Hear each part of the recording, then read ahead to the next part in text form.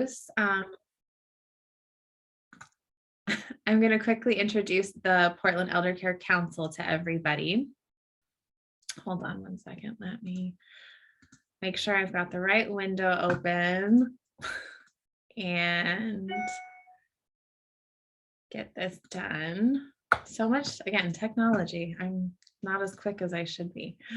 So about the Portland Elder Care Council, a lot of you are familiar with this, but for some of you, it's your first time here. So we are an alliance of volunteers here in the Portland area, dedicated to helping our community deal with elder care planning issues. So we're a nonprofit organization, or heading that way at least. And our mission is to help older adults, their caregivers, their families with the education and resources they need to navigate what planning for those later years look like. So that's what these events are for. This is what our council looks like. This is our executive team. We have myself, Bess Lindahl. I'm a senior placement advisor. Also, Kelsey Weingart is our senior real estate specialist, and Jamie Levin is our social engagement specialist. She's missing today, and we can't wait to see her again. Whitney Ziegler is our right sizing coach. Mariah Hurlbert is our money guru. Melissa Swantek is our aging life care manager. Suzanne Rowe is our guardian and fiduciary specialist. Nora King is our Medicare plan specialist. Jennifer Trundy is our elder law attorney, also specializes in Medicaid planning. And Sarah Nelson is our in-home care specialist. So this is our group of ladies that volunteer to provide education for our senior population here in the Portland area. And today we are joined by Niki Carr. Hold on, let me get this up.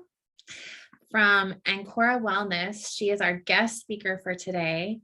And she is going to be talking to us about how to determine, using the word determine, whether the older adult in your life is getting adequate nutrition. So we're really grateful that she's decided to spend this time with us and discuss this really important topic. So go ahead and take it away, Niki. Also, before I forget, if you do have any questions, feel free to raise your hand or type them in the chat box, and we'll kind of be monitoring that. But if a topic comes up that you do have a question for her, Niki is open to addressing that for you.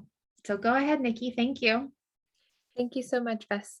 And I thank all of you at the Portland Elder Care Council for having me.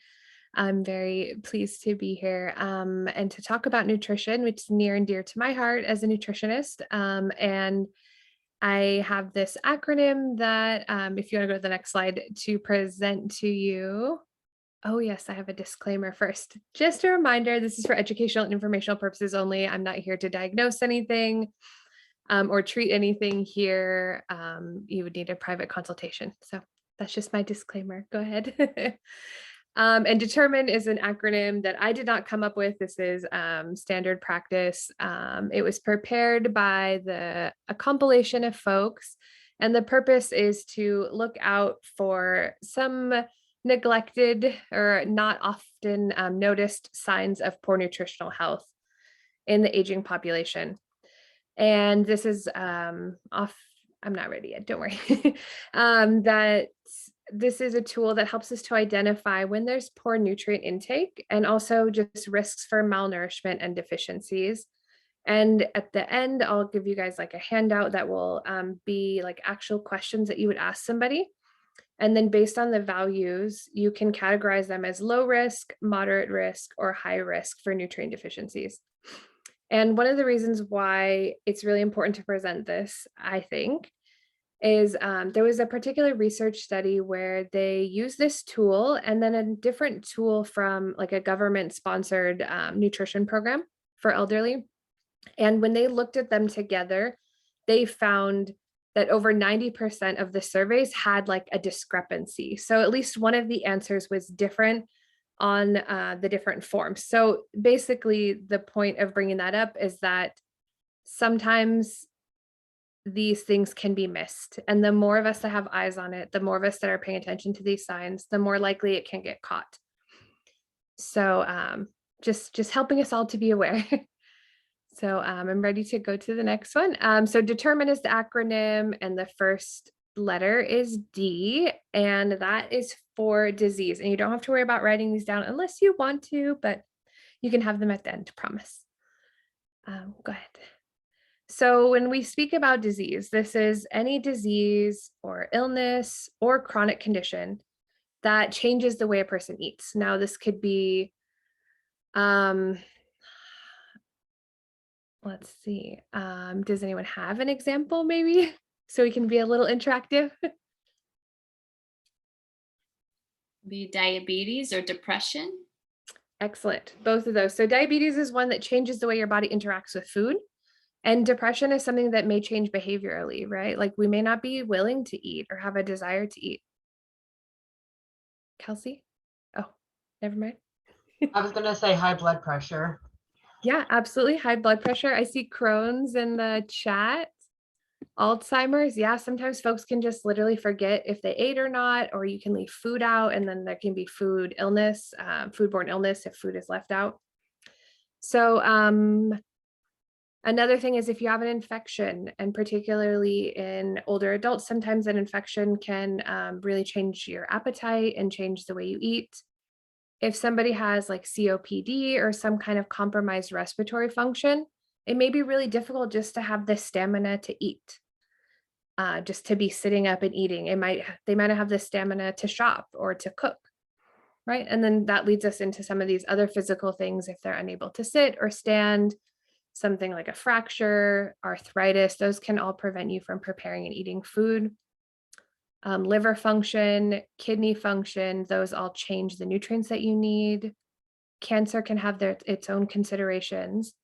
And then we also have memory loss. Folks can forget when they ate. They can forget to shop.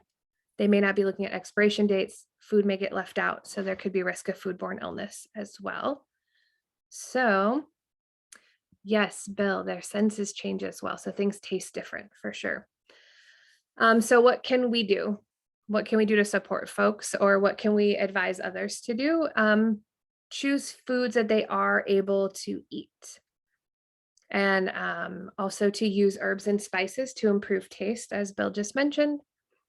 Encourage folks to eat small meals and snacks throughout the day, because all of us know what it's like to be hangry. If we forgot to eat and our blood sugar is low, even, can be hard to make those decisions. And also limiting alcoholic beverages, because it disrupts some of our nutrient absorption, and then it can be an appetite suppressant in some folks.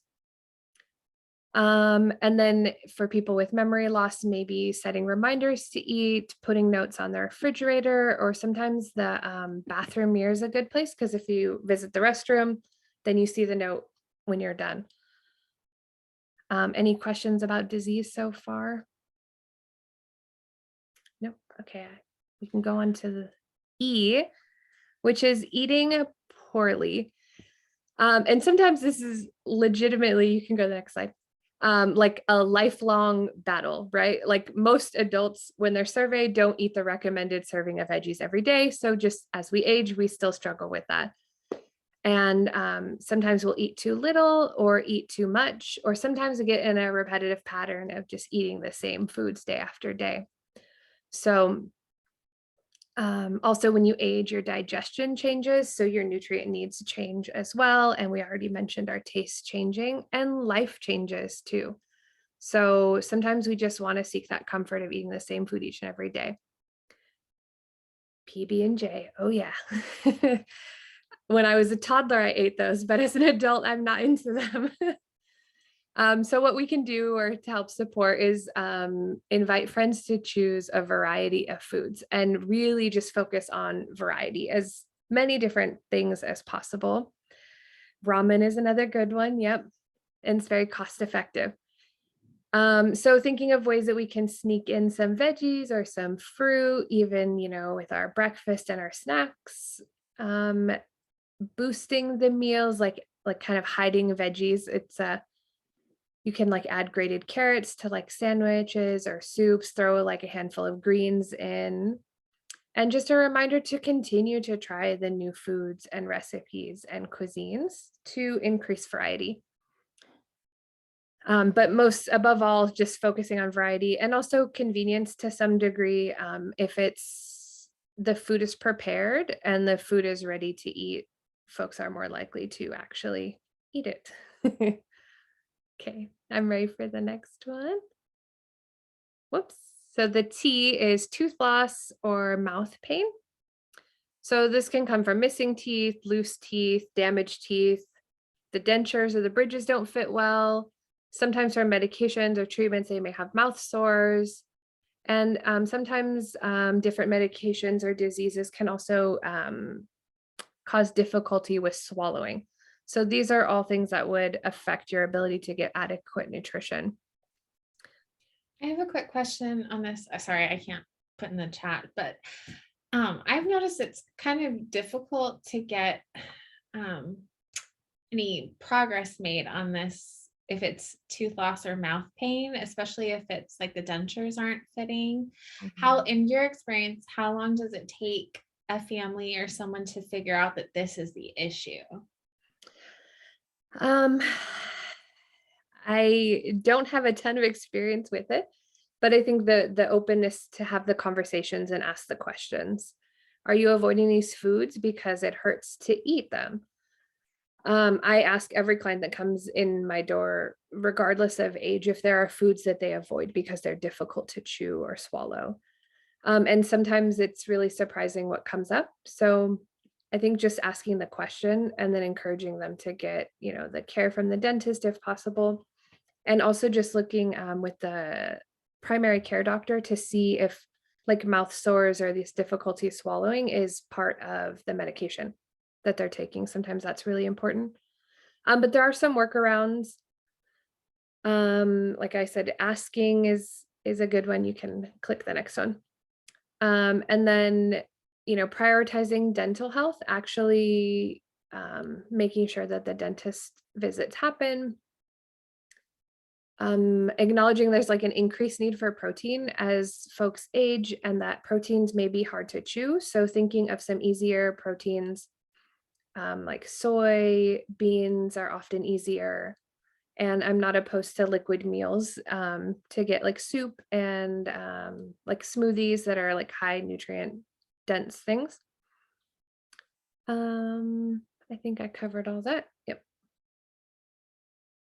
Oh, sorry, to go back just a smidge, that leafy greens are also really important for folate and iron and B vitamins and all kinds of things. And leafy greens can be tough to chew as well.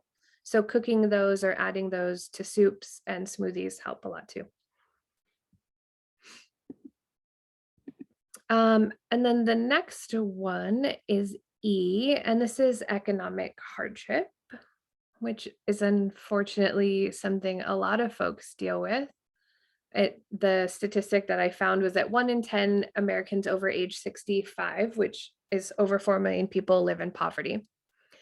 And I know inflation is a little wild right now, but spending less than about $40, or I would even say $50 per week on food makes it really hard to get adequate nutrition.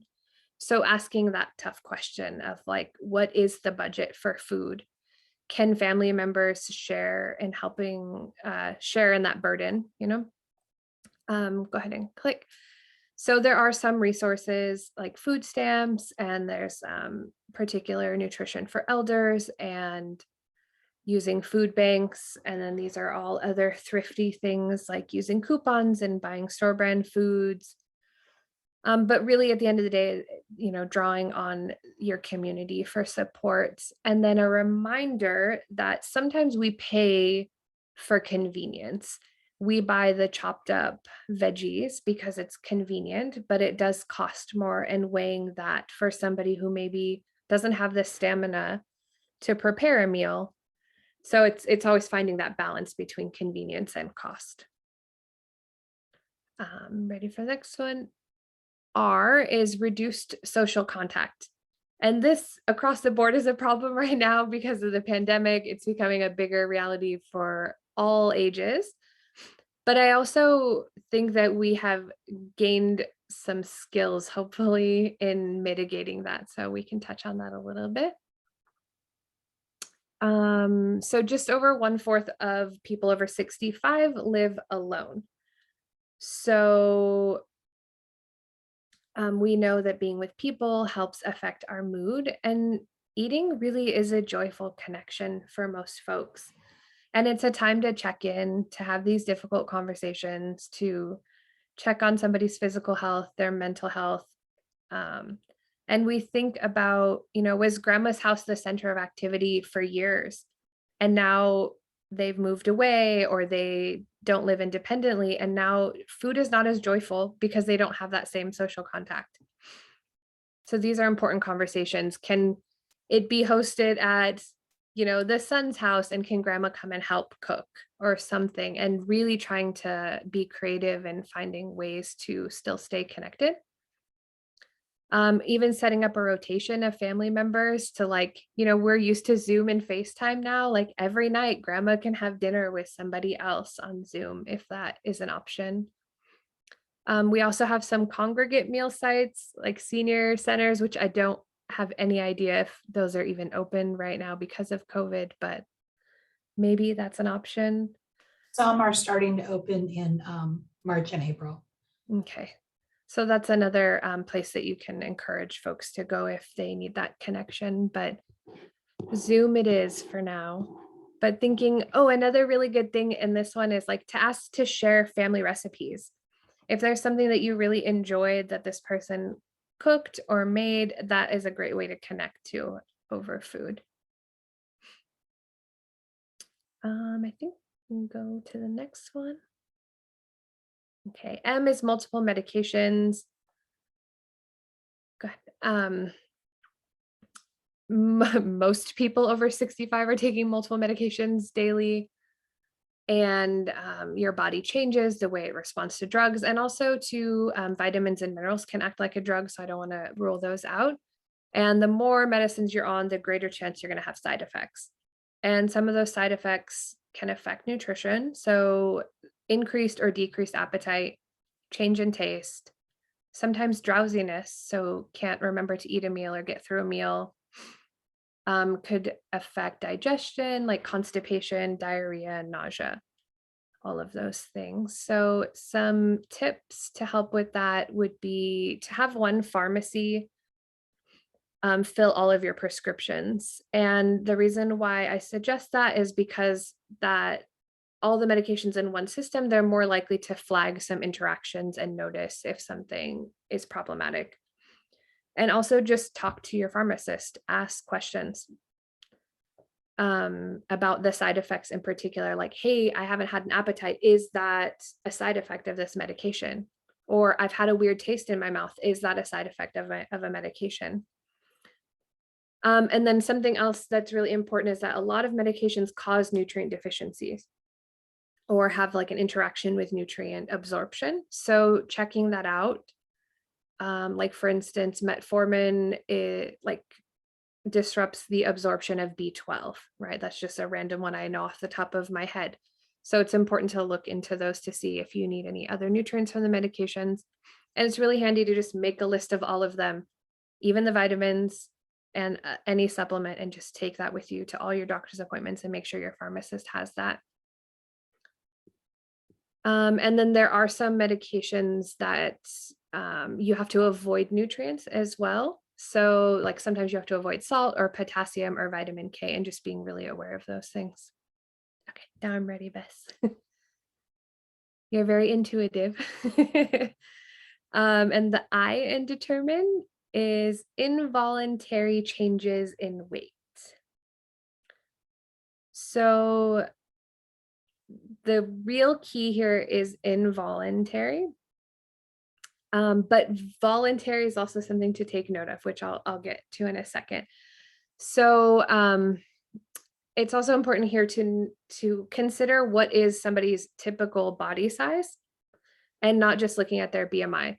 We're really steeped in diet culture. We value weight loss very, very highly, typically as a society, but not all weight loss is good.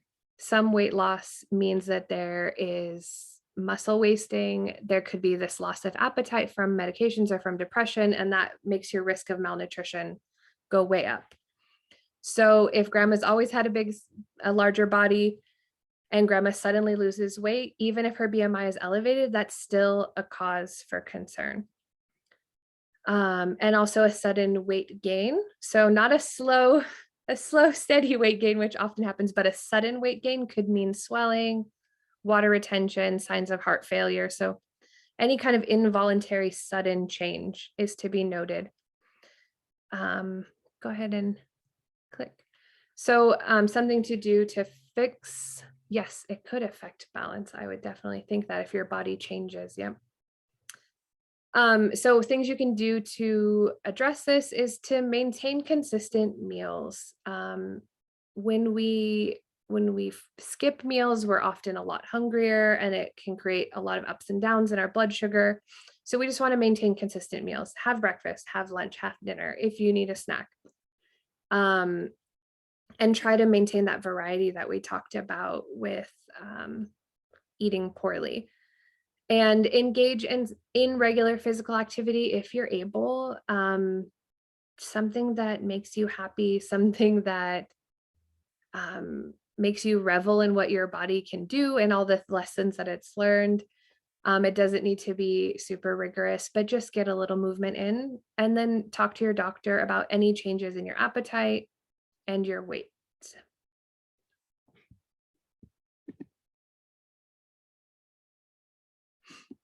And then the next one, we're getting close to the end. Determine is N, and it's for someone who needs assistance in self-care. And this can be a really delicate topic, and a vast majority of older people are able to take care of themselves, but sometimes people can't. And they might have trouble walking, they may have trouble shopping, buying their food, cooking their food, eating their food. And it's really important to stay curious about this, and to stay curious about mobility and physical abilities, and just asking those questions and learning how to assist in a way that's still empowering.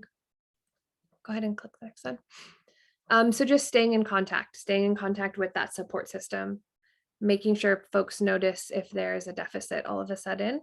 And then there are some services like Meals on Wheels and other food delivery programs that can assist for someone who needs a little extra help. And I just wanted to highlight, locally, we have two companies that are meal delivery services, and that are really, really excellent. They deliver, they're very healthy meals. So Stella's Kitchen is one. They have a couple locations throughout Portland Metro, and Full Belly Fare. And like I said, those are just local companies that do really nutritious food delivery. So that's it for that one. And then the last letter to think about is the elders, those above 80. And just as you age, a lot of risks increase, and just taking extra note for those that are over 80.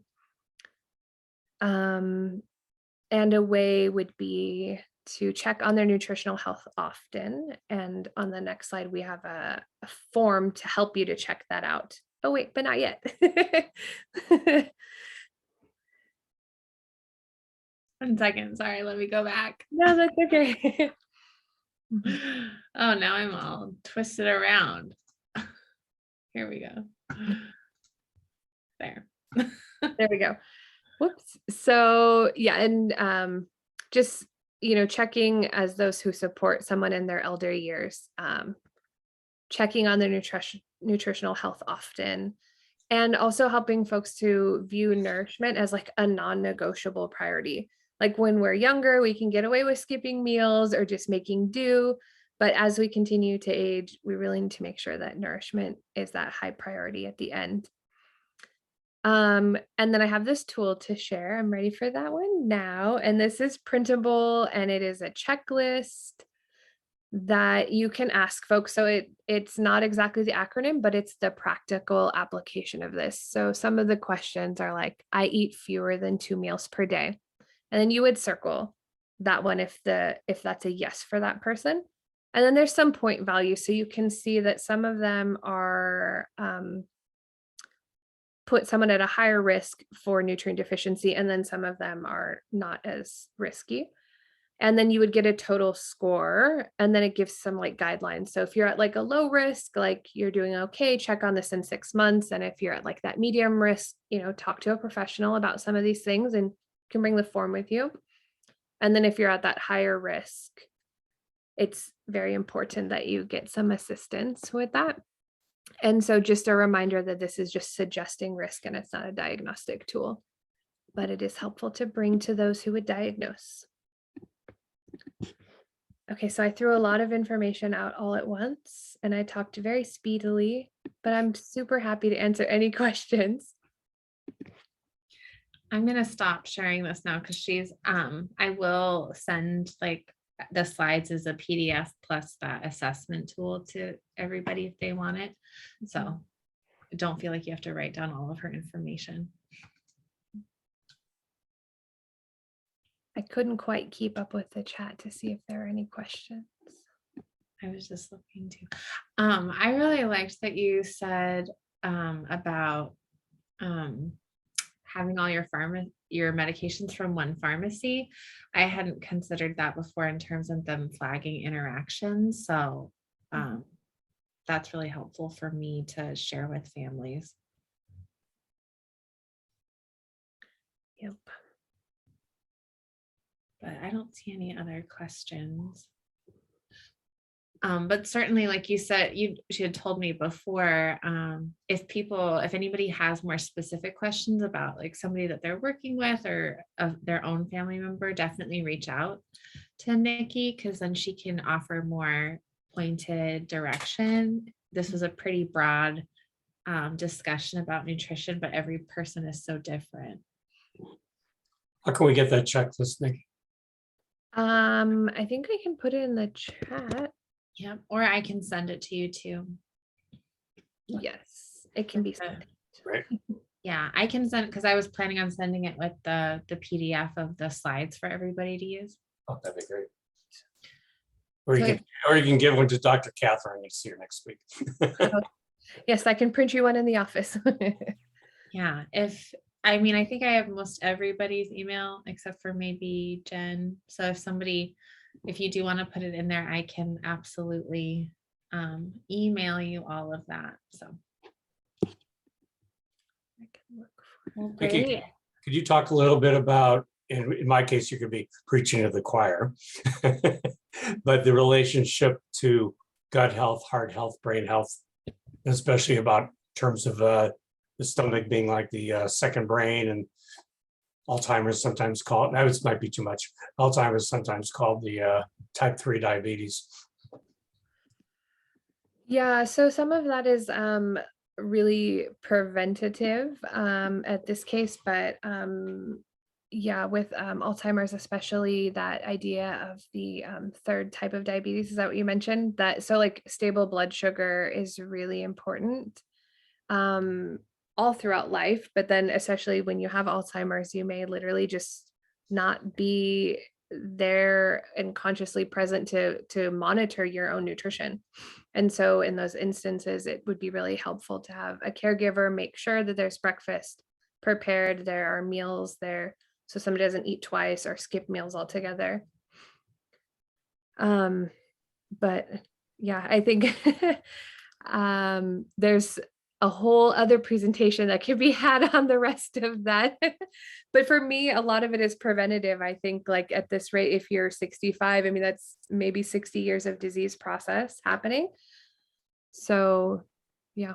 And even sooner, because we all know that people are getting early onset in their 30s, 40s, 50s. So the sooner we adapt those better habits, better for all concerned.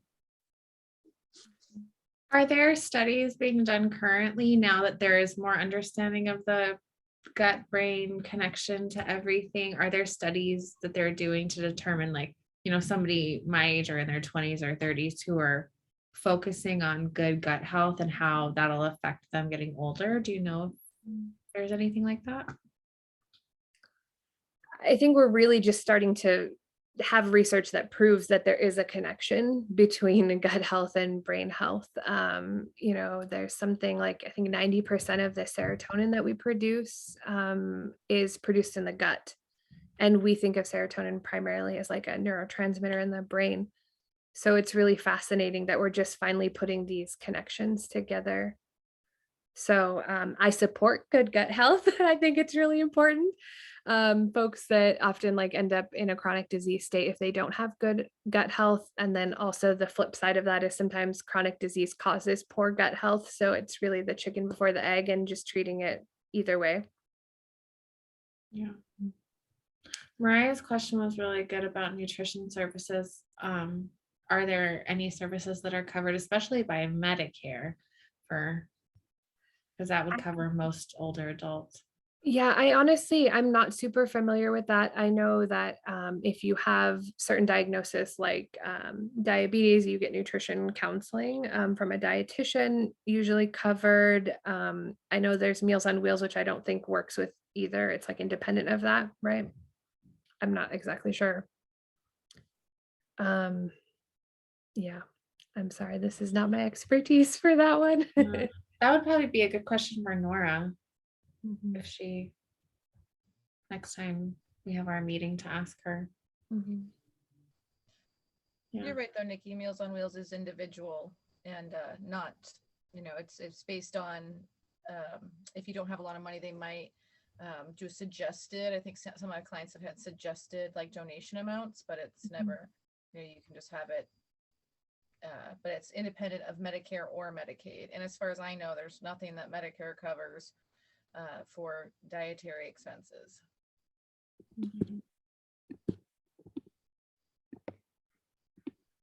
Great. If there aren't any other questions, we can go ahead and end the recording. We want to make sure that everybody gets their questions answered for posterity.